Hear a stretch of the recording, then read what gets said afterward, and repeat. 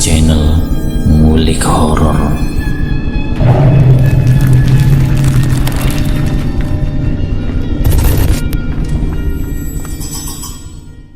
Assalamualaikum warahmatullahi wabarakatuh. Kembali lagi di channel Ngulik Horor. Channel ini menceritakan tentang kisah-kisah misteri. Pada kesempatan kali ini saya akan melanjutkan kisah misteri yang berjudul Dijadikan Tumbal oleh Majikan bagian yang ketiga. Yuk, daripada kita lama-lama, langsung saja kita lanjutkan ceritanya. Ya sudah, sekarang kamu kembali lagi bekerja. Dan ingat, kamu jangan pernah masuk ke sana lagi, perintah Bu Rima. Baik Bu, aku pun melengos pergi.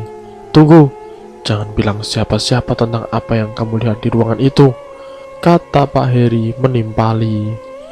Aku mengangguk lalu aku pun pergi. Kenapa mereka sebegitu marahnya kepadaku?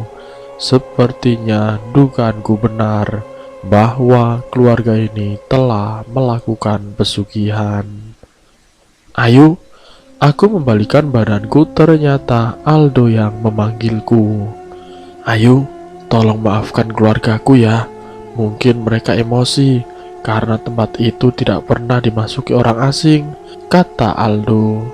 Tidak apa-apa Koden, memang saya yang salah karena saya telah masuk tanpa meminta izin, kataku. Aku langsung pergi meninggalkan Aldo tanpa menolehnya lagi. Betapa malunya aku karena semua pembantu menyaksikan ketika aku diseret tadi. Pasti mereka semua membicarakanku. Aku langsung memasuki kamar dan merebahkan diri di atas kasur sambil memegangi pipiku yang masih sakit. Assalamualaikum nak, bagaimana kabar kamu? Ponselku berdering, ternyata bapak mengirimkan pesan padaku. Waalaikumsalam, alhamdulillah Ayu sehat pak. Bapak dan ibu bagaimana kabarnya? Tanyaku di dalam ponsel. Kami semua baik-baik saja nak. Perasaan bapak tidak enak dari tadi, mungkin karena rindu. Kamu jaga diri baik-baik di sana ya, dan jangan lupa sholat, ujar bapakku. Hatiku tersentak, bapak mengingatkanku agar tidak lupa beribadah. Padahal selama ini aku sering lalai mengerjakan kewajibanku sebagai orang muslim. Aku pun bersiap untuk kembali melanjutkan pekerjaanku yang tadi sempat terbengkalai karena kejadian tadi. Lalu tiba-tiba saja Mbok Rukmini masuk ke dalam kamarku. Nak Ayu baik-baik saja? Tanya Mbok Rukmini cemas. Saya baik-baik saja Mbok, jawabku. Tadi Mbok dengar katanya Nak Ayu dimarahi Pak Heri ya? Mbok kan sudah bilang jangan melakukan hal tanpa izin, kata Mbok Rukmini. Tapi Mbok, saya cuma masuk ke ruangan yang ada di taman belakang karena tadinya saya mau membersihkannya. Lalu Pak Heri tiba-tiba datang dan marah-marah, ujarku menimpali. Ya sudah, Nak Ayu sebaiknya lupakan saja. Sekarang bekerja saja seperti biasanya, kata Mbok Rukmini. Mbok, sebenarnya ruangan itu tempat apa sih? Tadi mereka mengatakan ritual. Waktu itu Mbok juga pernah membahas mengenai ritual. Sebenarnya ritual untuk apa Mbok? Tanyaku penasaran. Mbok Rukmini hanya diam, tidak menjawab pertanyaanku. Ayolah Mbok, jawab. Pasti Mbok tahu tentang semua ini, desaku terus menerus. Kita tidak perlu tahu apa yang dilakukan majikan kita, karena tugas kita hanya mematuhi perintahnya, kata Mbok Rukmini. Apa keluarga ini telah melakukan pesugihan, Mbok? Tanyaku antusias. Mbok Rukmini sepertinya kaget mendengar pertanyaanku. Lalu dia pergi begitu saja dari kamarku. Aku yakin kalau dugaanku memang benar. Aku harus mencari jawaban dan bukti yang jelas. Kalau ternyata mereka benar-benar melakukan pesugihan, aku harus keluar dari pekerjaan ini. karena aku tidak mau menjadi bagian dari dosa besar yang mereka lakukan. Ayo, terdengar suara Yeni memanggilku. Lalu Yeni masuk ke dalam kamarku. Yuk, kamu tidak apa-apa kan? Tanya Yeni. Semua orang mencemaskanku karena kejadian tadi. Aku tidak apa-apa, Yen, jawabku. Yuk, sebenarnya tadi kenapa? Kenapa Pak Heri terlihat marah padamu sampai menyeret tanganmu begitu? Tanya Yeni. Sudahlah Yen, aku tidak mau bahas ini lagi. Tadi cuma ada salah paham sedikit. Ya sudah, ayo kita kembali bekerja, ajakku kemudian. Yeni hanya menatapku, sepertinya dia tidak puas dengan jawabanku. Aku melanjutkan pekerjaan membersihkan rumah. Semenjak kejadian tadi siang, aku mulai merasa sedikit takut untuk mencari tahu mengenai keluarga Bu Rima. Yuk, kesini sebentar, Tio memanggilku. Ada apa yuk? Aku menghampirinya, pasti Tio mau menanyakan kejadian tadi siang. Yuk, nanti malam kita ketemu ya di taman depan. Ada sesuatu yang ingin aku bicarakan. Ini penting yuk, ucap Tio. Tapi aku takut ketahuan yuk. Memangnya kamu mau bicara apa? Tanyaku penasaran. Tenang saja, nanti malam Bu Rima dan Pak Heri akan pergi. Jadi kita bisa bicara sebentar, kata Tio. Aku mengiyakan permintaan Tio karena penasaran dengan apa yang akan Tio bicarakan. Malam pun sudah tiba, Tio menggedor jendela kamarku. Aku pun keluar menghampirinya, kembali bicara di dekat pohon di halaman depan. Halaman depan sangat luas, jadi kami bisa bersembunyi di dekat pepohonan. Kamu mau bicara apa sih emangnya? Tanyaku membuka obrolan. Yuk, sebenarnya aku kesini mau bicara sama kamu mengenai keluarga ini. Kamu merasa ada yang aneh tidak sih dengan keluarga ini? Tanya Tio. Tanpa basa-basi aku menceritakan semua kejadian tadi siang yang aku alami kepada Tio, mengenai penemuan sesajen, dupa, jubah hitam, dan semua kejanggalan yang terjadi sebelumnya. Apa mungkin keluarga ini telah melakukan pesugihan yuk? Tanya Tio menggebu-gebu. Itulah yang ingin aku cari tahu. Kalau benar, aku akan pergi dari sini. Aku takut, kataku. Bagaimana kalau kita cari tahu saja? Sebenarnya aku penasaran dengan kamar yang paling ujung di lantai 3. Karena waktu itu aku pernah bermimpi ada yang meminta tolong padaku. Gimana kalau kita ke sana saja untuk mencari tahu? Tapi kita harus mencari waktu yang tepat agar tidak ketahuan, ajakku kepada Tio. Aku setuju, tapi Mbak Rukmini dan Mbak Gito melarangku ke sana. Katanya bahaya. Kamu tenang saja, aku bakal jagain kamu, kata Tio meyakinkan. Kami pun akhirnya menyusun rencana untuk mencari tahu mengenai keluarga ini. Semua rencana sudah dibicarakan, tinggal menunggu waktu yang tepat. Setelah itu aku kembali ke kamarku dan Tio pergi ke pos satpam depan untuk menemui Andri berjaga. Malam ini perutku sakit sekali. Aku pergi ke kamar Yeni untuk menanyakan apakah dia mempunyai obat sakit perut atau tidak, karena dialah yang menyimpan kunci kotak P3K. Aku membuka pintu kamar Yeni, tapi dia tidak ada di kamarnya. Aku berpikir mungkin Yeni tidur di kamar Dava di lantai 2. Namun saat aku melewati kamar Aldo, aku seperti mendengar suara Aldo menangis. Aku pun melihat gorden jendela kamar Aldo sedikit terbuka. Aku pun mengintipnya untuk memastikan bahwa Aldo baik-baik saja. Maafkan kakak, dek. Kakak tidak bisa menjaga kamu dan Risa dari keserakahan ibu dan bapak, ujar Aldo di dalam kamar. Aku tidak sengaja mendengar percakapan Aldo yang berbicara dengan monyet kecil itu. Monyet kecil itu terlihat mengeluarkan air mata, sementara Aldo menangis sesenggukan. Kenapa Aldo berbicara seperti itu?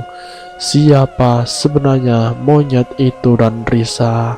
Apa mungkin dia adalah adik Aldo yang ditumbalkan? Aku semakin berpikiran buruk mengenai keluarga ini.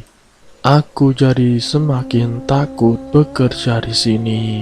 Aku cepat-cepat berjalan menuju kamar Dava, dan benar saja Yeni berada di sana. Setelah mengambil obat, aku langsung kembali ke kamarku. Sebenarnya apa hubungannya monyet kecil itu dengan keluarga ini? Pak Heri dan Aldo terlihat sayang dengan monyet itu. Apa mungkin itu hanya binatang peliharaan biasa yang memang disayangi pemiliknya? Baru saja 2 bulan aku bekerja di sini, tapi sudah begitu banyak keanehan yang aku alami. Pagi ini aku melihat Pak Heri sudah menenteng cat tembok berukuran besar. Sepertinya warna cat rumah ini akan diganti. Pak Heri mengecat dinding rumah sendiri, terkadang dibantu oleh Bu Risma sesekali. Padahal pembantu di rumah ini banyak, ada Tio, Andri, dan Bagito. Kenapa tidak menyuruhnya untuk mengerjakan? Kulihat Tio hanya berdiri melihat Pak Heri mengecat. "Biar saya saja yang mengerjakan, Pak," kata Tio. "Tidak usah, biar saya saja yang mengerjakan," jawab Pak Heri. Aku pergi ke dapur untuk mencuci piring. Di dapur ada Mbok Rukmini sedang memasak. Mbok tahu Risa itu siapa?" tanyaku kepada Mbok Rukmini. Mbok Rukmini yang sedang mengaduk masakan langsung menghentikan tangannya. "Loh, kok Nak Ayu tahu non Risa?" tanya Mbok Rukmini yang terlihat sedikit kaget. "Memangnya dia siapa, Mbok? Apakah dia adiknya Aden Aldo?" Aku pun balik bertanya. "Iya, Nak Ayu," jawab Mbok Rukmini singkat. Lalu dia melanjutkan mengaduk masakannya. Terlihat di wajah Mbok Rukmini ada gurat kesedihan. "Lalu sekarang di mana non Risa, Mbok? Kok saya tidak pernah melihatnya? Dan anak kecil yang ada di dalam lukisan itu namanya siapa? Apa dia yang namanya Risa?" Aku mengajukan pertanyaan banyak sekaligus. Anak kecil yang ada di dalam lukisan itu namanya Non Amel, sedangkan foto Non Risa tidak dipajang. Non Risa dan Non Amel sudah meninggal, kata Mbok Rukmini yang terlihat sedih seperti mengenang sesuatu. "Berarti anak Pak Heri dan Bu Rima yang meninggal 2 orang. Memang apa penyebab mereka meninggal, Mbok?" tanyaku semakin penasaran. "Entahlah, Nak Ayu, Mbok tidak tahu," kata Mbok Rukmini yang langsung memalingkan wajahnya. Sepertinya Mbok Rukmini tahu sesuatu, tapi dia menyembunyikannya dariku. "Mbok kan sudah lama bekerja di sini, masa tidak tahu, Mbok?" Aku terus mendesaknya. Mbok Rukmini diam sejenak seperti sedang mencari alasan. "Mereka meninggal karena sakit," kata Mbok Rukmini. Aku merasa Mbok Rukmini sedang berbohong. Tadi dia mengatakan tidak tahu, tapi setelah kudesak dia mengatakan karena sakit. Sepertinya aku harus mencari tahu sendiri. Hari sudah malam, Pak Heri masih mengecat rumah. Rumah ini sangat luas, pasti memerlukan waktu yang lama untuk menyelesaikannya. "Ayo, buatkan kopi hitam," perintah Bu Rima. Aku langsung menuju dapur membuat secangkir kopi hitam. Mungkin Pak Heri mau bergadang. Kenapa tidak menyuruh orang lain saja untuk mengecat rumahnya? Kenapa harus repot-repot mengecat rumah seluas ini sendirian? Lagian warnanya juga masih bagus, belum pudar. Kenapa harus dicat lagi? Aku memang tipe orang yang selalu berpikir kritis. Makanya begitu banyak sekali yang ingin aku ketahui mengenai keluarga ini yang menurutku sedikit aneh. Aku membawa segelas kopi ke hadapan Bu Rima. Kulihat di dekat Bu Rima ada sebuah nampan berisi bunga 7 rupa, kemenyan, beberapa telur, dan entah apa lagi, karena aku hanya sebentar meliriknya karena takut dimarahi oleh Bu Rima. Setelah selesai, aku langsung menuju kamarku untuk beristirahat karena waktu sudah menunjukkan pukul 10 malam. Di luar berisik sekali, padahal ini sudah tengah malam. Apa Pak Heri sedang melanjutkan merenovasi rumah? Kenapa tidak besok saja dia kerjakan? Aku sedikit kesal karena berisik, sehingga aku tidak bisa tidur. Hari ini aku bangun kesiangan karena semalaman tidak bisa tidur. Untung saja di luar masih sepi. Sepertinya Pak Heri dan Bu Rima masih tertidur. Aku langsung buru-buru mengambil sapu dan alat untuk mengepel lantai. Aku membersihkan rumah seperti biasanya. Tapi ketika aku mau menyapu di teras depan rumah, kulihat keramik yang berantakan, sepertinya semalam dibongkar. Apa mungkin mereka juga akan mengganti keramiknya? Padahal semuanya masih bagus-bagus, kelihatannya juga masih baru. Kenapa harus direnovasi? Memang orang kaya hanya membuang-buang waktu dan uang saja. Aku melanjutkan membersihkan seluruh area rumah.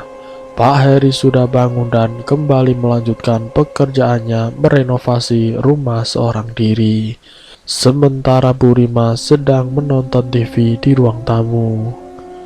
"Ayo, tolong pijitin kaki saya," perintah Bu Rima. Aku langsung menghampiri Bu Rima dan aku pun memijiti kakinya. Semua pekerjaan yang diperintahkan Bu Rima aku kerjakan sebisa mungkin. Tiba-tiba saja Pak Heri datang menghampiri Bu Rima dengan wajah kesal. "Di luar ada Rati kesini, biarkan masuk atau jangan?" tanya Pak Heri. "Mau ngapain wanita sombong itu datang kemari?" Raut muka Bu Rima terlihat marah, padam, menahan amarah. Orang yang bernama Bu Rati pun masuk ke dalam rumah. "Hai Rim, apa kabar?" tanya Bu Rati. "Tidak usah basa-basi, mau ngapain kamu kesini?" tanya Bu Rima sinis. Bu Rati menarik nafas panjang lalu mengutarakan maksud kedatangannya. "Aku kesini mau meminjam uang, Rim," kata Bu Rati menunduk. "Cuy, enak saja kamu mau meminjam duit dariku. Kamu ingat, waktu dulu aku susah, kau malah menghinaku." Bu Rima naik pitam. "Maafkan aku, Rim, tapi sekarang aku butuh uang. Hanya kamu yang bisa membantuku saat ini." Bu Rati memelas. "Pergi kamu dari sini. Aku tidak sudi meminjamkan uang sepeser pun kepada orang sepertimu." Bu Rima mengusir Bu Rati dari rumahnya. Entah apa yang terjadi di masa lalu antara mereka, sampai Bu Rima sangat begitu marah. Aku yang melihatnya sampai takut melihat kemarahan Bu Rima. Aku langsung menuju dapur untuk mengambil segelas air untuk menenangkan Bu Rima. Aku menyodorkan air minum yang kubawa. Nafas Bu Rima kembang kempis menahan gejolak amarah. Aku pun kembali memijiti kaki Bu Rima. Beberapa saat kemudian ada dua orang laki-laki datang. Muka mereka terlihat sangat tegang. "Maaf Pak, Bu, kedatangan kami ke sini mengganggu. kami ingin mengabarkan bahwa ruko yang sedang dibangun ambruk, Pak, Bu, dan reruntuhannya menimpa 3 orang pekerja. Mereka semua tewas, kata salah seorang laki-laki yang datang. Ya sudah, kalian kembali ke sana dan urus segala sesuatunya. Saya sebentar lagi menyusul, kata Pak Heri. Pak Heri mengatakannya dengan santai seperti tidak terjadi sesuatu yang darurat. 2 orang laki-laki tadi pun pergi. Hari ini kita akan panen uang, Bu. Haha, kata Pak Heri tertawa puas. Bu Rima pun kemudian tertawa senang. Setelah beberapa saat, mereka baru menyadari bahwa aku ada di situ dari tadi. Mereka berdua saling pandang, lalu ekspresi mereka yang tadinya terlihat senang berubah menjadi sedih. Ayo, kamu bantu Yani mengurus Dava ya. Saya dan Bapak akan mengecek kecelakaan yang menimpa pekerja, kata Bu Rima. Aku mengangguk lalu pergi menghampiri Yani yang sedang menggendong Dava. Semenjak aku bekerja di sini, sudah beberapa orang pekerja yang tewas karena kecelakaan kerja. Entah itu karena mereka lalai atau karena murni kecelakaan. Yuk, kok kamu dari tadi diam saja sih? Kamu kenapa, Yuk? Tanya Yeni membuyarkan lamunanku. Yen, apa mungkin para pekerja yang tewas itu ditumbalkan? Ujarku kemudian. Kamu ngomong apa sih? Memangnya pekerja siapa yang tewas? Tanya Yeni. Aku lupa menceritakan kejadian tadi kepada Yeni. Oh, tidak Yen. Sudah, tidak usah dibahas, kataku kemudian. Tergantung tumbal untuk apa. Kalau tumbal pesugihan, kebanyakan yang ditumbalkan adalah orang terdekat yang melakukan pesugihan tersebut, kata Yeni menjelaskan. Berarti kematian yang menimpa para pekerja itu adalah murni kecelakaan. Lalu kenapa tadi Pak Heri mengatakan panen uang? Bukannya harusnya dia rugi karena harus menanggung biaya kecelakaan yang terjadi? Aku pun bingung memikirkannya. Ding dong, ding dong. Suara bel rumah berbunyi. Kulirik jam menunjukkan pukul 11 malam. Sepertinya Bu Rima dan Pak Heri baru pulang dan tidak ada yang membuka pintu. Aku langsung bergegas bangun dan membukakan pintunya. Ternyata memang benar mereka baru saja pulang. Mereka langsung ke kamarnya tanpa berbicara apapun. Aku pun melanjutkan kembali tidur. Aku melihat ragaku keluar dari tubuhku, lalu aku berjalan menuju sebuah tempat. Tolong, lepaskan aku. Tiba-tiba saja aku sudah berada di sebuah kamar.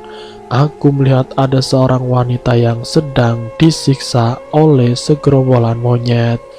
Monyet itu mencakar wanita itu sampai berdarah. Aku berusaha membantunya tapi tidak bisa. Wanita itu berusaha lari tapi percuma. Dia seperti terjebak di kamar itu. Sementara aku melihat banyak monyet berkeliaran mengepung wanita itu dan menyiksanya. Aku tidak bisa berbuat apa-apa. Wanita itu menangis ketakutan dan menahan rasa sakit. Dia menatapku seolah meminta agar aku menolongnya. Tolong, bebaskan aku dari sini.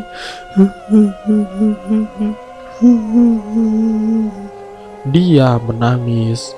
Hanya kata-kata itu yang terus terngiang di telingaku. Tatapannya sungguh membuat hatiku terenyuh. Drrrt, drrrt. Suara alarm di ponselku bergetar membuatku terbangun dari mimpiku. Ini sudah subuh, waktunya aku bangun tidur.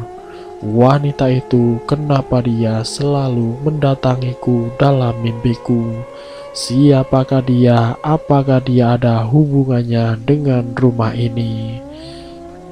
Hari ini seperti biasa aku membersihkan rumah. Bu Rima dan Pak Heri sudah berangkat keluar rumah pagi-pagi sekali. Ketika aku membersihkan kamar Bu Rima, aku melihat ada sebuah kertas tergeletak di atas meja. Aku penasaran dan aku pun membacanya. Ternyata kertas ini adalah biodata semua pembantu yang bekerja di rumah saat ini. Setelah ku teliti, ternyata hari lahir kami semua sama, yaitu malam Jumat Kliwon. Sepertinya Bu Rima dan Pak Heri memang sengaja mencari pekerja yang betonnya sama semua. Mungkin karena tradisi itu atau karena tujuan lain, aku tidak tahu. Setelah itu aku pun membersihkan kamar Aldo. Aldo tidak ada di rumah karena bekerja dan biasanya pulang sore. Ini adalah pertama kali aku membersihkan kamar Aldo semenjak aku menggantikan tugas Siti membersihkan rumah. Kulihat banyak sekali foto yang terpajang di dinding kamar Aldo. Foto keluarganya termasuk foto adiknya Non Amel. Ketika aku membalikkan pandanganku, betapa terkejutnya aku ketika aku melihat ada sebuah foto wanita yang seumuran denganku terpampang di dinding dekat pintu keluar. Aku mengenal wanita yang ada di dalam foto itu. Dia adalah wanita yang selalu meminta tolong kepadaku di setiap mimpiku. Apa hubungannya wanita itu dengan Aldo?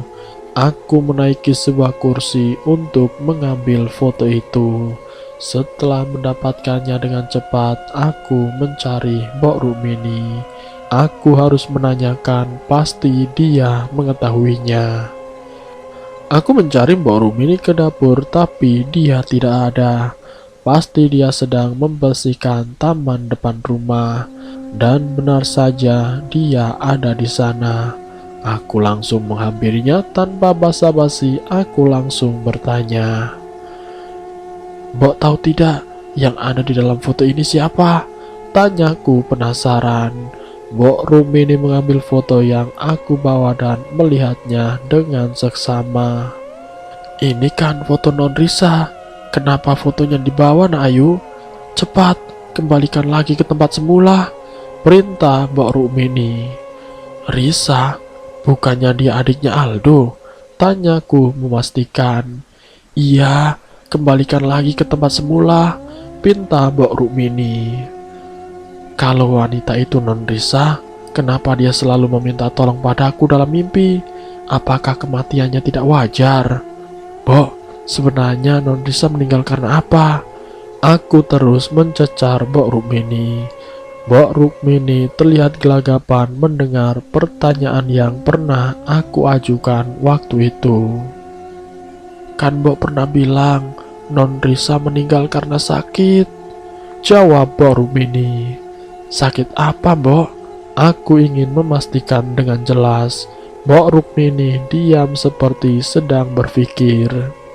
"Mbok, jawab pertanyaan saya dengan jujur, saya mohon," ujarku terus menanyakan. "Itu bukan urusanmu. Lagian Mbok tidak tahu apa-apa." Mbok Rukmini hendak meninggalkanku, tapi aku langsung memegang tangannya. "Non Risa selalu datang dalam mimpiku. Ia meminta tolong, Mbok. Aku tidak tahu apa maksudnya. Mbok pasti tahu sesuatu tentang Risa kan?" Aku terus mendesak Mbok Rukmini. Mbok Rukmini melihat ke kanan dan ke kiri seperti memastikan bahwa tidak ada orang yang melihat kami berdua berbicara. "Baik, Mbok akan jawab, tapi Nak Ayu harus janji untuk tidak menceritakannya kepada siapapun. Dan setelah ini jangan ikut campur mengenai apapun lagi," kata Mbok Rukmini. "Iya, Mbok, jadi sebenarnya kenapa?" tanyaku semakin penasaran. Tiba-tiba saja Mbok Rukmini menangis. Non Risa meninggal mendadak secara tiba-tiba, dan Mbok tidak tahu penyebab pastinya. Aku merasa ada yang janggal dengan kematian Non Risa. Sepertinya dia meninggal secara tidak wajar. Di dalam mimpiku dia disiksa oleh segerombolan monyet. Aku bergidik ngeri. Mbok Rukmini terlihat kaget mendengar penuturanku. Kasihan sekali Non Risa dan Non Amel, kata Mbok Rukmini. Sepertinya dia keceplosan. Memangnya kenapa Non Amel, Mbok? Apa dia juga meninggal tidak wajar? Aku semakin penasaran dan ingin tahu penyebabnya. Sudahlah Nak Ayu, lupakan semua ini. Mbok tidak bisa memberitahu apapun. Mbok takut, kata Mbok Rukmini meninggalkanku tanpa menjawab pertanyaanku. Dan bersambung. Bagaimana kelanjutan ceritanya? Nanti saya akan lanjutkan ke bagian yang berikutnya. Jadi untuk kalian tetap stay di channel ini. Wassalamualaikum warahmatullahi wabarakatuh.